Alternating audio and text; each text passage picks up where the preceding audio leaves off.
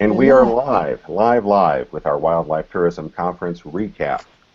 Today is Monday, October 19th in the US of A and the Americas, and Tuesday, October 20th. So I guess we're close to the 10 a.m. hour in Brisbane and 11:30 p.m. in, no, 11 p.m. in Sydney? a.m. in Sydney. Oh, I can't get this at all. Coming up to 11 in Melbourne, which is where I am at the moment. And I'm 10 a.m. in Queensland, because Queensland, mostly because of the farmers, voted against having daylight saving. They didn't want to get their cows and chickens and everything up earlier. So, yeah, so I'm an hour earlier than Marie, even though we're on the same longitude. Oh. All right. and again, Rhonda, where are you based? Southeast Queensland in the scenic rim. That's an area of old volcanic mountains just south of Brisbane with rainforest. We've got a creek with platypus, about 110 kilometres south of Brisbane, but inland from the Gold Coast. So the sea eagles reach us easily enough. So yeah, it takes us 2 hours to drive around the mountains, but the sea eagles just have 50 kilometres to travel straight over the mountains, which is not too far for them. Beautiful. So does that answer? That's all the time we have. No, just Yeah. kidding. Marie, can you introduce yourself? Right. Well, while I said I'm in Melbourne at the moment, I'm actually based in far north Queensland, in a little village called Kuranda, which is in the middle of the rainforest and just above Cairns. So we've got World Heritage rainforests and the World Heritage Great Barrier Reef down 25 minutes away from us. So Marie's in the tropics and I'm in the subtropics, just below the tropics. I might mention too that Marie's very active in bat conservation, and she's also doing a PhD at the moment on the relationship between bats and people. The relationship between bats and people? Yes. Oh, well, yeah. I'm looking at attitudes to flying foxes. You don't have flying foxes in the US, but they're the really big bats. And they're fruit and nectar eaters, vegetarian. And two of them are in quite a bit of trouble in Australia, two of our flying fox species, and there's a lot of people who don't like them and who are colouring everybody else's opinions. So I'm trying to find out what people really think and look at programs, including wildlife tourism, in how they can help change people's attitudes. Yeah, because when Marie says people don't like them, it's mostly the people that live close to the colonies, whereas international tourists absolutely love them. Even Madame von Rompuy, the wife of the president of the European Union, during the G20 last year, my son took her on a tour bird watching, but she decided she'd like to see the bats as well. She spent almost an hour watching them, photographing them. And yeah, generally all of our tourists are just so impressed seeing all these enormous bats flying out at dusk and all the social interaction that goes on amongst them. And yeah, so there's there's a lot of Australians that love them too, but then there's a lot that don't. It's the ones that don't that have been very vocal recently, and there's a lot of misconceptions and myths out there which we're trying to break down. So I and another girl who lives up in far north Queensland gave a presentation at our conference on the potential of, we did a case study on a very successful bat tourism in Austin, Texas, which is where the girl's from. And Austin, Texas. I'm doing it in Cairns. And of course every other Australian city has also got a lot of, on the east side of Australia, has got a lot of potential as well. Oh. Hello? Oh, I'm sure. Yes. Let me see if I can...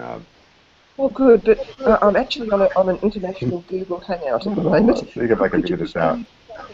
All right, I've just muted Rhonda, or have I? No, I haven't.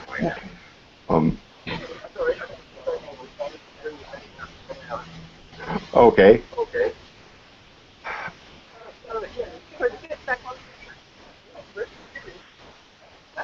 What?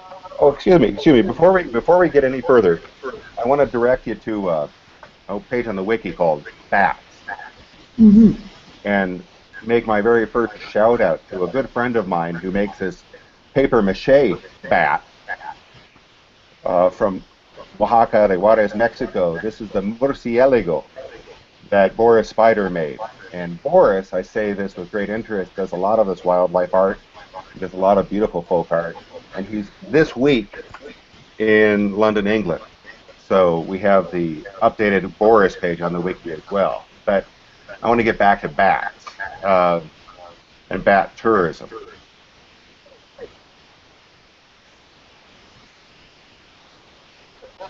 So can you basically the question is, can you introduce the notion of bat tourism within a wider context of wildlife tourism? I mean, are you the kind of the sad stepchild or a step sibling, or is like everyone coming to Australia to see the bats?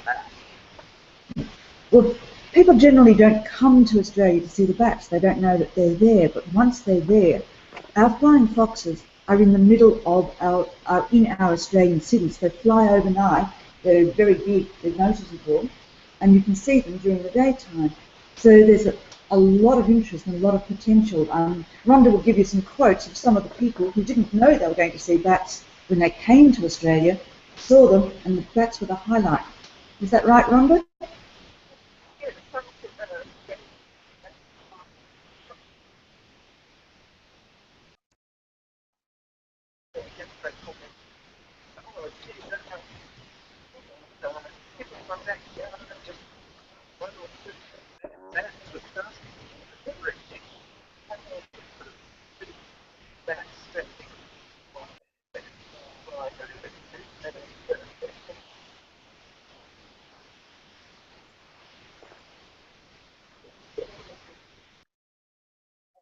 And thank you very much.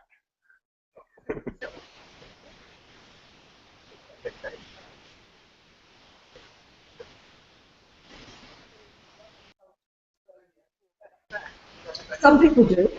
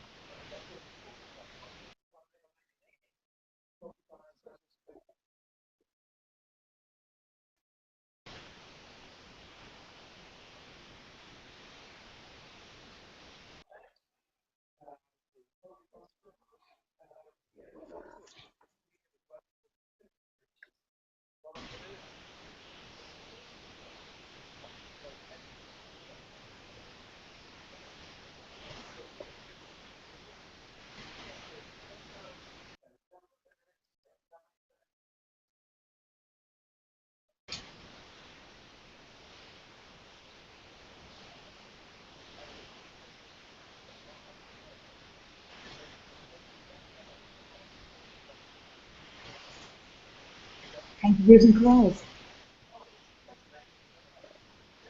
You know that conversation reminds me a lot of the hangouts earlier this year with with Greg and Martin in South Africa, because so many people go to South Africa and you just return from there around go there for the big five.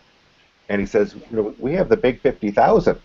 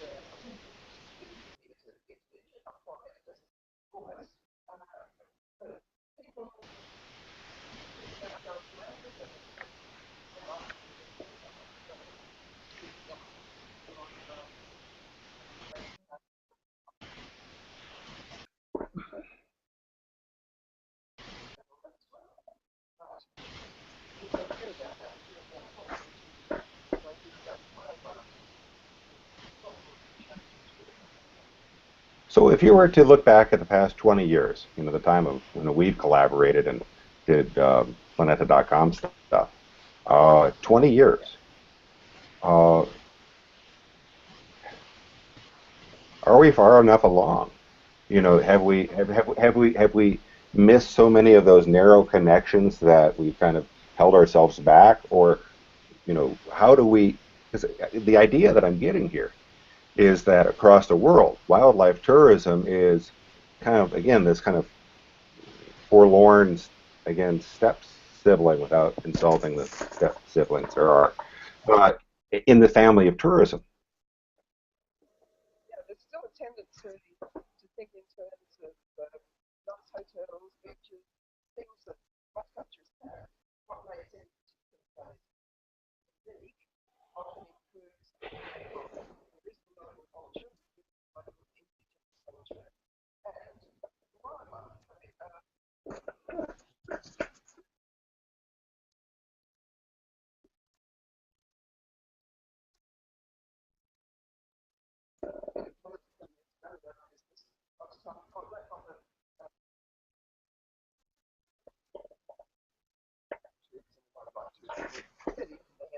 There's such a big population, say in China,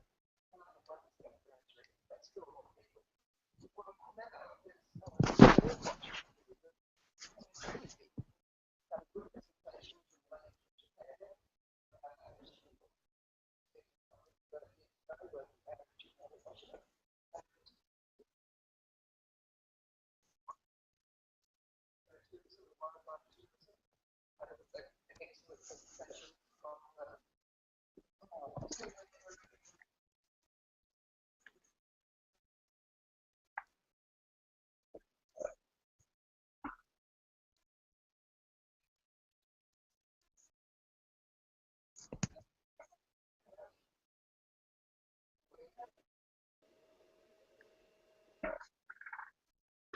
An excellent presentation from regionally that could benefit so much more.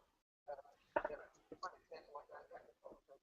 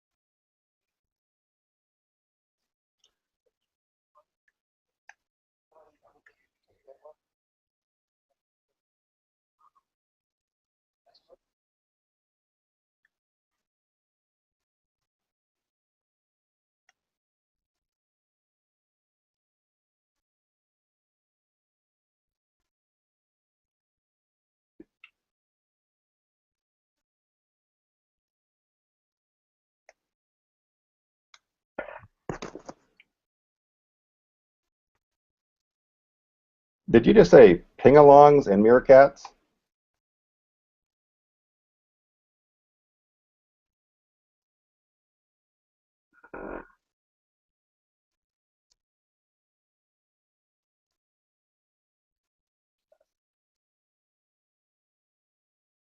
I hear you.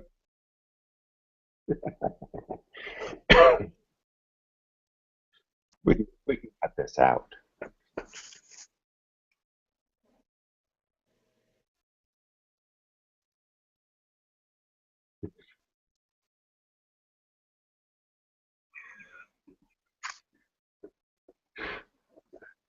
How does someone? Okay, we're giving you your privacy, sort of.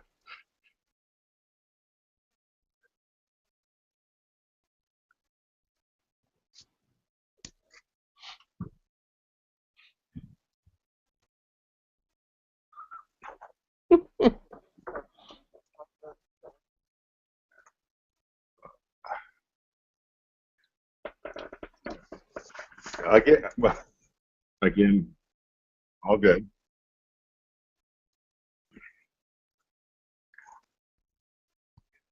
For editing purposes, for editing purposes, and we can edit the greatest hits collection of this chat. Just a couple of notes.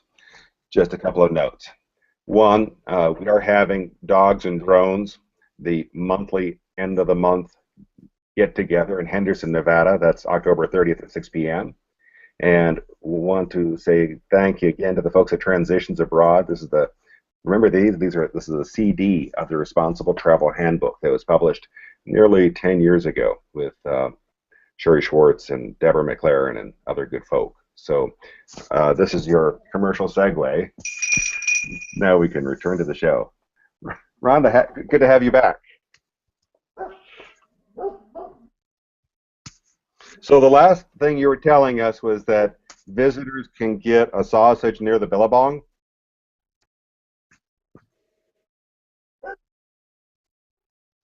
No.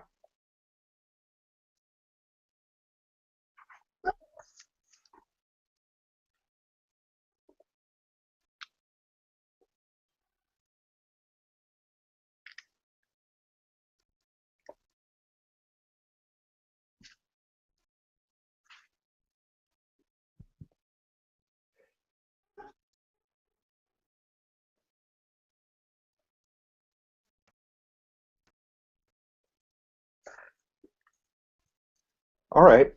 And and, and again, well, you're preaching to the choir here. Um, I, in having this conversation now over 20 years, my question goes along the lines of, again, where are the flaws in the system? And I think it's in the promotion and the marketing or the absence thereof. And I'm not exactly sure how, these niche markets remain these niche markets anymore. I mean, it remains a challenge to get a good, bat guide in Brisbane.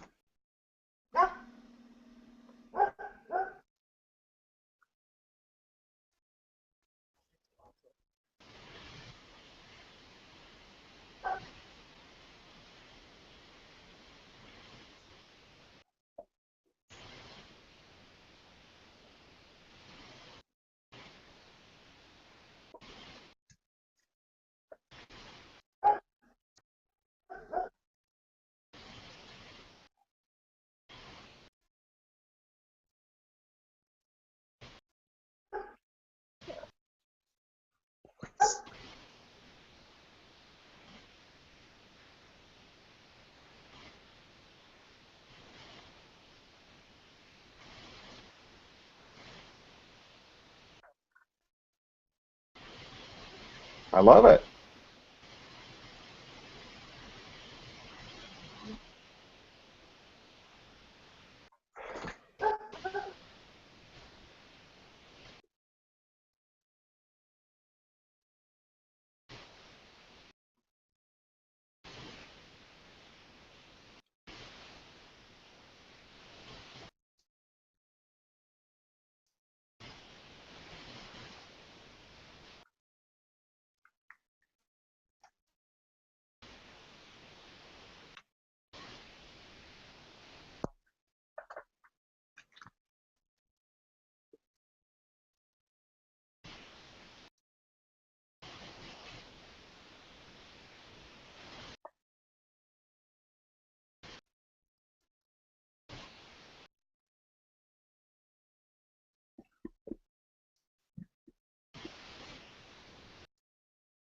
Now, excuse me. Excuse me.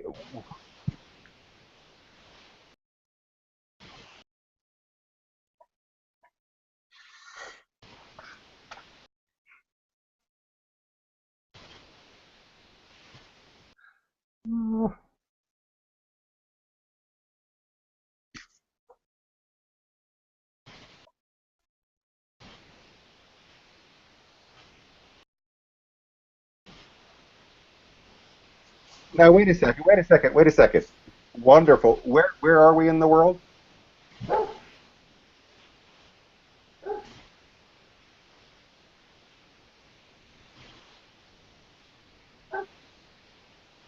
And what's it It's not called? even that long. Um, it's not that far from Melbourne. 2 hours at the most, I think. Pretty close. I think you can get from one end of Victoria to the other in 3 hours. And who gave that presentation?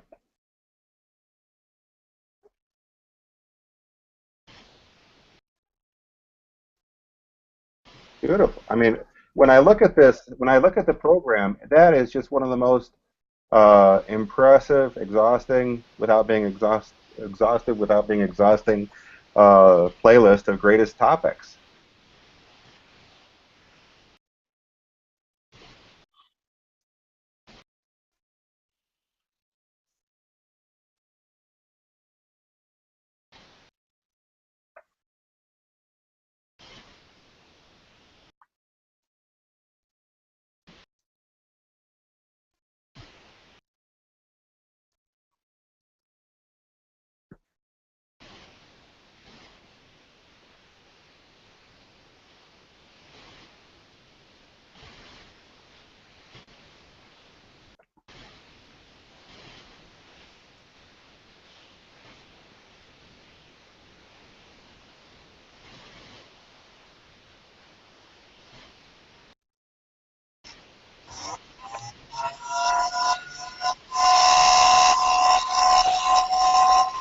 That's my computer misbehaving again. That is misbehaving.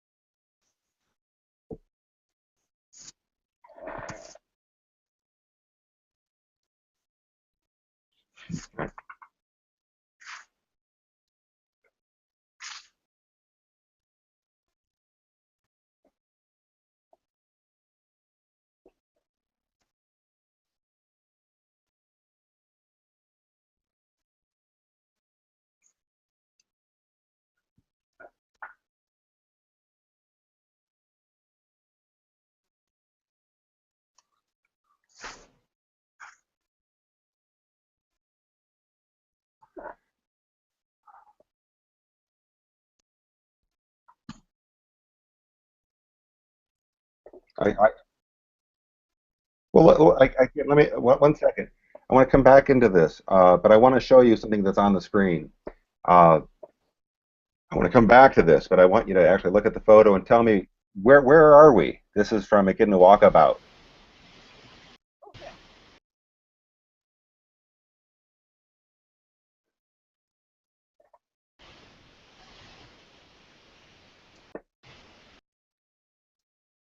Yes, that's right. That's our welcome. Beautiful. All right, next photo. Um, yeah, And that's,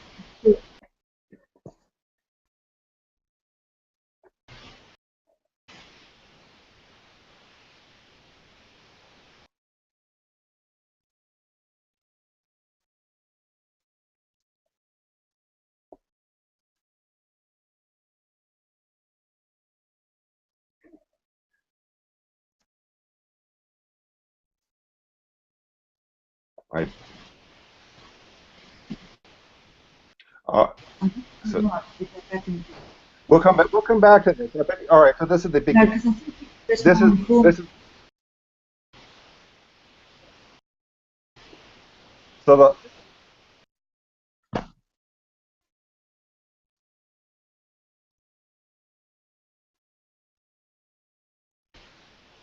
Well, he's not a minister. He's a commissioner.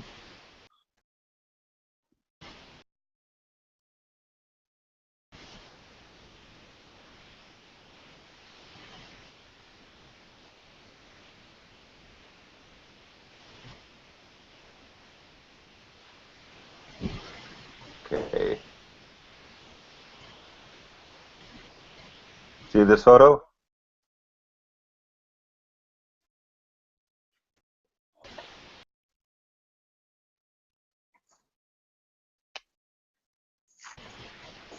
And apparently Geelong has benefited a lot from our conference being there.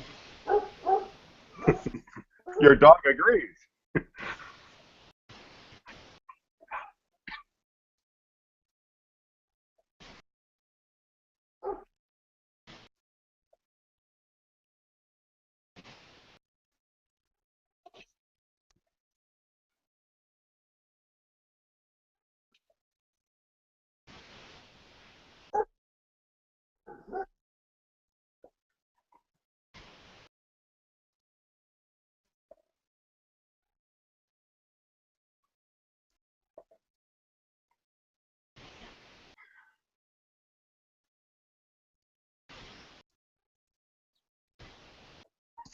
Okay.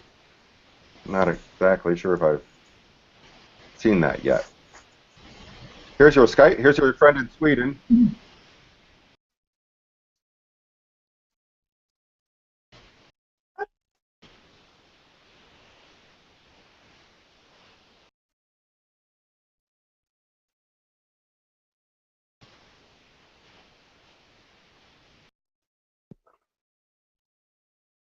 And wolves.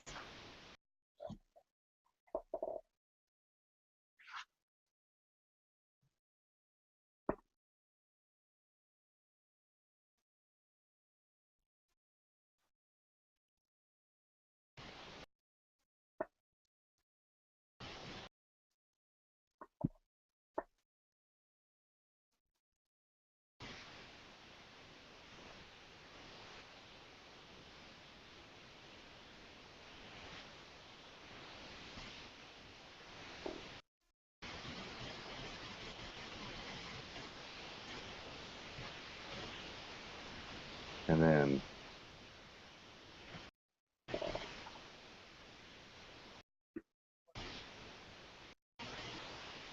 I mean, this is impressive. I just can't say how much I think you've done just such a water, what do you call those things? A watermark here? It's a watershed. This is one of those events that is simply a watershed. Uh, Beautiful.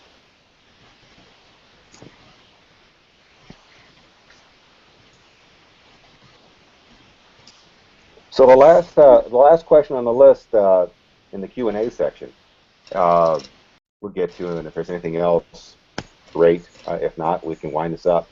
But what's on the wish list of wildlife tourism operators in Australia?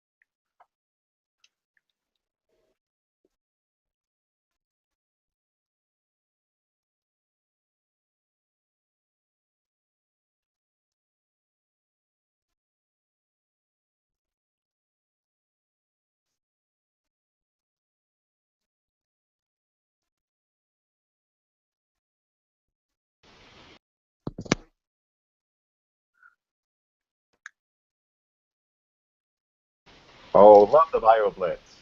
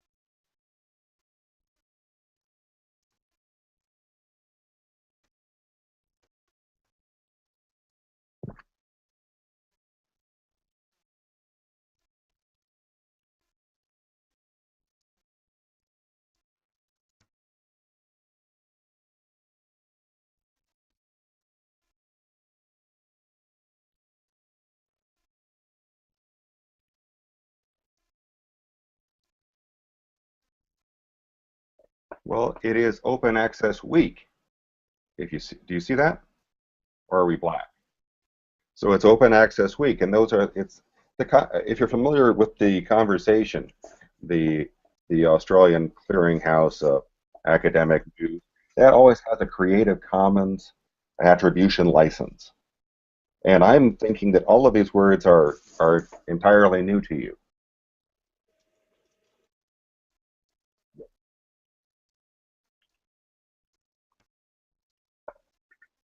So if we pay attention to the dates, we are in the slap dab middle of Open Access Week.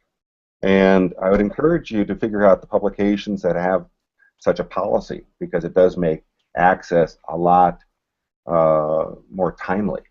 Because otherwise, I mean, I remember what my 1997 essay on ecotourism wasn't published for 5 years.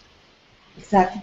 And can we afford to be in that mindset and that time frame any longer?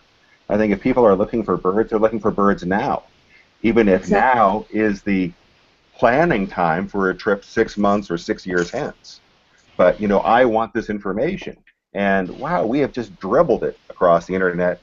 Who are the local butterfly guides, or what are the guided walks, or and the Mm. nice thing about, and I'll say this last thing about open access and come back to me. But the nice thing about open access is that we can create a calendar or a directory or a whatnot using the Planeta Wiki and make it open access from the get-go.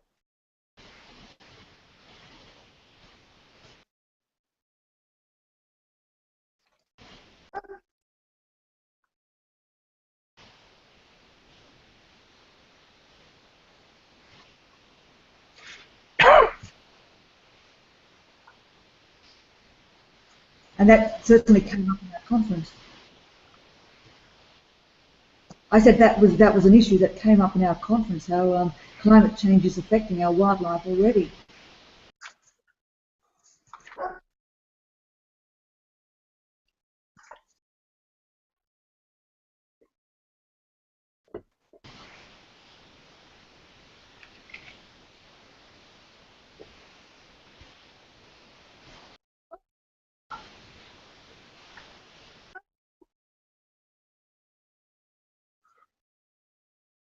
Well, I think I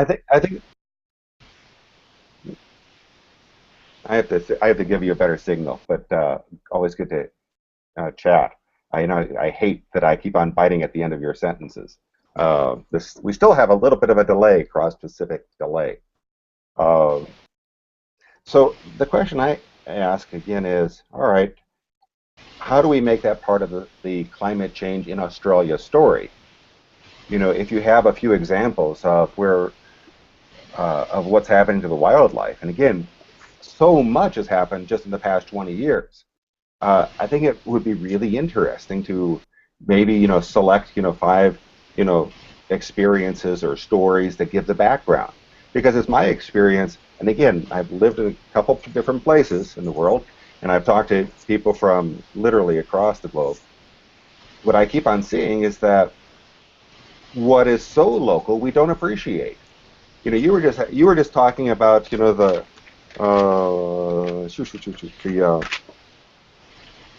the what was the animal in South Africa you didn't pay attention to? Pangolin. So so, so here you are. Pangolin is in your neighborhood. You're not paying any attention to it.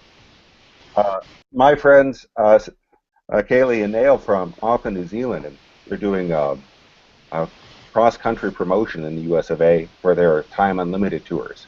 But when they won the Indigenous Tourism and Biodiversity Website Award, one of four so far that we presented, when they came to collect the award at the TIES conference in Portland, Oregon, they were immediately fascinated by the black squirrel that ran across the road. Yes. Now, I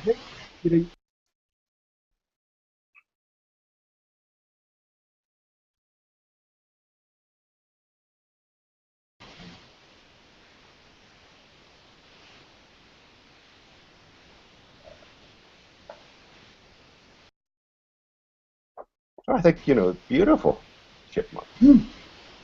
Uh, Marie, do you want to tell us any of your impressions of the conference and some of the things you learned?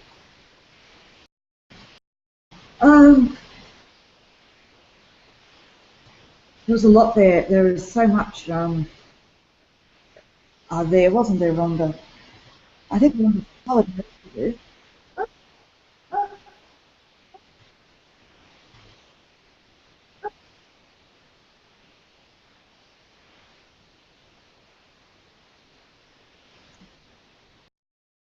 But But I think Marie, one of the things that did come up, I'm not sure how much we spoke about it, was that we do need to communicate better about our wildlife to our major tourism promoters, like Tourism Australia, who they're working at the moment on Restaurant Australia, um, which wildlife doesn't seem to get very high in their major promotion at the moment.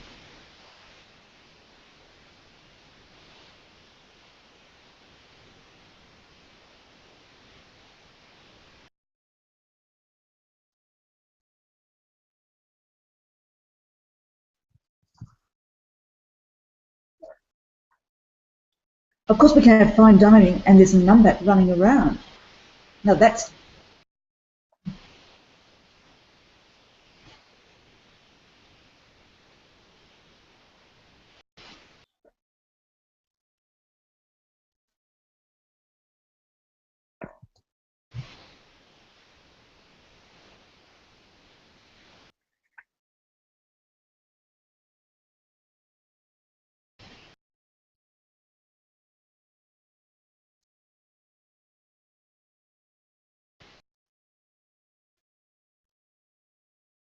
exactly.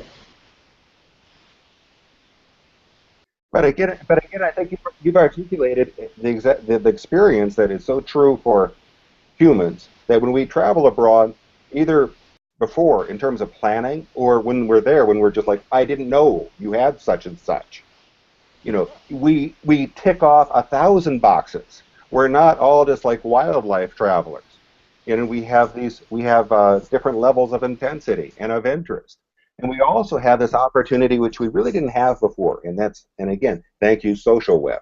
Because 10 years ago, if you had a 10 years ago, I think we got our first public and digital cameras became popular. Actually, it was more than 10 years ago, but it's recent. uh, we're still learning how to make use of this technology. And so the question is, if we really want to hear these people and people to acknowledge the value of the wildlife tourism, we need to know certain neighborhoods, and we have to take on local campaigns or local projects. For the folks who are interested in urban environments like myself, nothing is more fascinating than seeing a good, ecotourism campaign at the very local level. I'm thinking of the six Pakatawa, and I'm mispronouncing that, the trees in Auckland that were saved by local tree evangelists. But the entire group of trees had its own Twitter account. Now, if a group of trees in a campaign can have a Twitter account, again, how do we get more of the, here's the ideal. How do we get more of the WTA board or advisory committee or the people who are most involved? How do we get them on a Twitter account? And again, nudge them, nudge them, nudge them, nudge them. The same thing with Facebook. Can we see a great variety of voices on that Wildlife Tourism Australia page? And finally, of course, there's what are the Twitter and the Facebook. We have the Planeta Wiki, and anything you want, we can put up to there on the WTA page.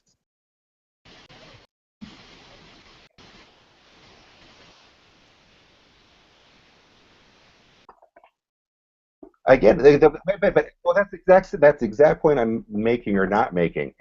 We need to nudge other people.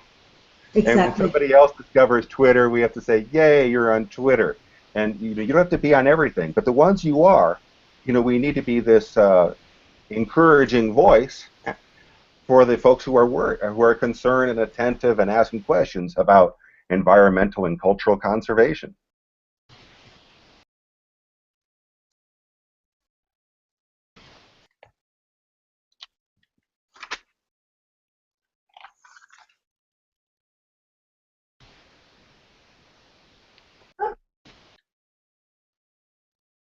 Plant.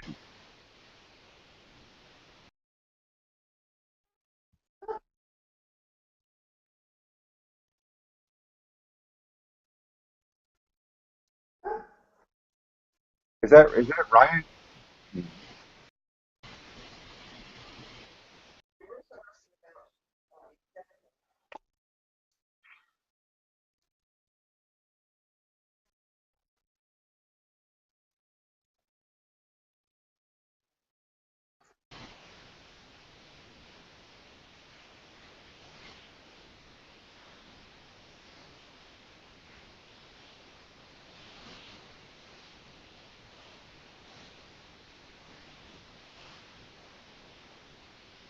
But this is a kid. This is echidna.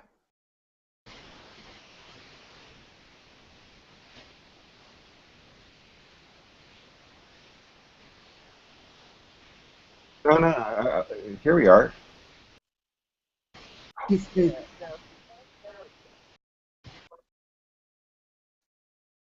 Oh, you can't pass up the chance of listening to singing in the wild.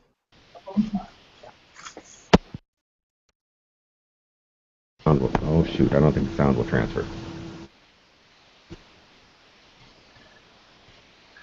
Did you hear anything there? No, that doesn't work.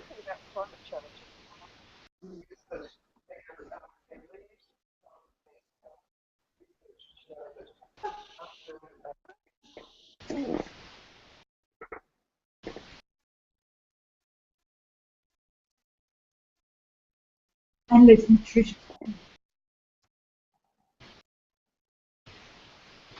Did someone speak about climate change? I said the leaves become less.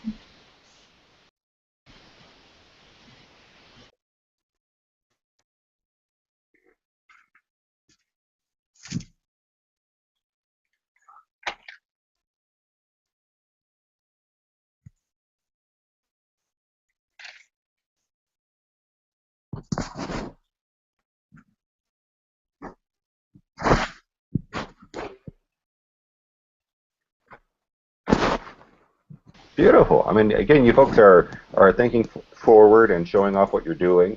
Um, what are some of and I'll ask this and we'll wind it down. Yeah, right. Uh, what would you do different the next conference?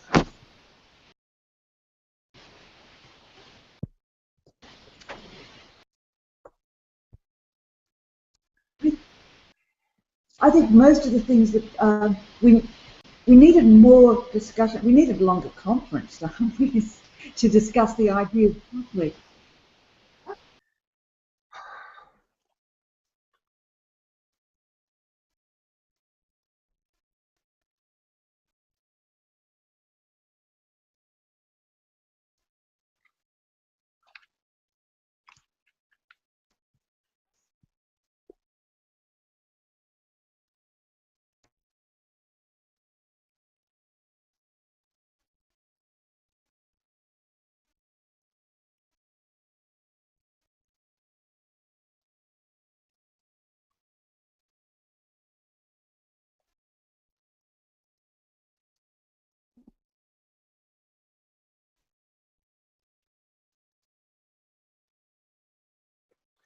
Now, one second. One of the things I find really interesting is you're going to do a follow-up event, and something to do with kangaroos. No, something to do with Grafton.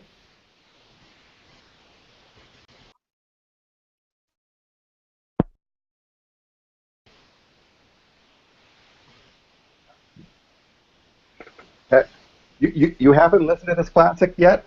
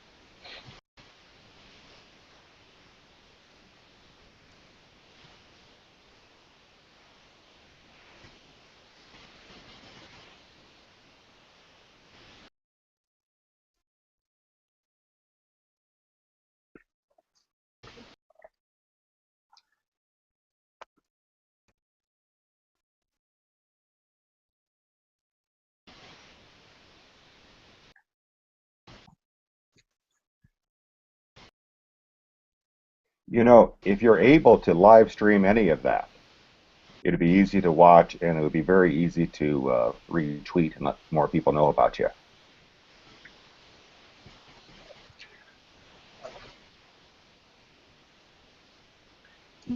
I would highly recommend getting the app for called Periscope on your smartphone, because with that, you can if you can tweet, you can use Periscope, and that's very easy. But you know, you have to think. You know, again, it's 2015. You and I have known each other for 20 years. So much of what is again, it's kind of like going back to the future. We had no idea that everyone would be such an easy publisher, such an easy journalist. You know, if you have a phone, it's you know, this used to be a camera, kids. You know, if you have a phone, you can go live immediately. And again, if you can do something, doesn't mean you have to or you should. Uh, if there's a point where it makes sense going live, yeah, we'd love to see this, and you know, we have plenty of questions, and you know, we would really like to support the work of the WTA members and the family that surrounds you. How do we improve this sector of tourism and conservation?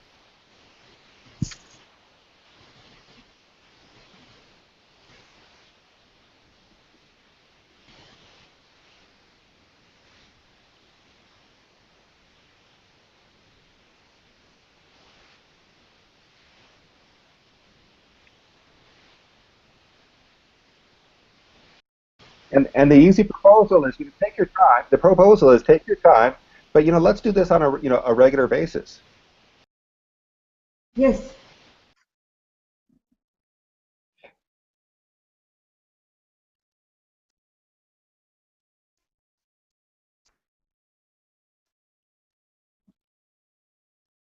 Beautiful. Well, I want to thank you both for your time. I have to cut this, Thank you. coming to this end. I could talk to you again for another 3 hours if you don't mind meals and drinking. But we'll do that. We'll converse again. And to the viewers, thank you. Please, comments are welcome. Please share. Sharing is good. And we will continue this conversation.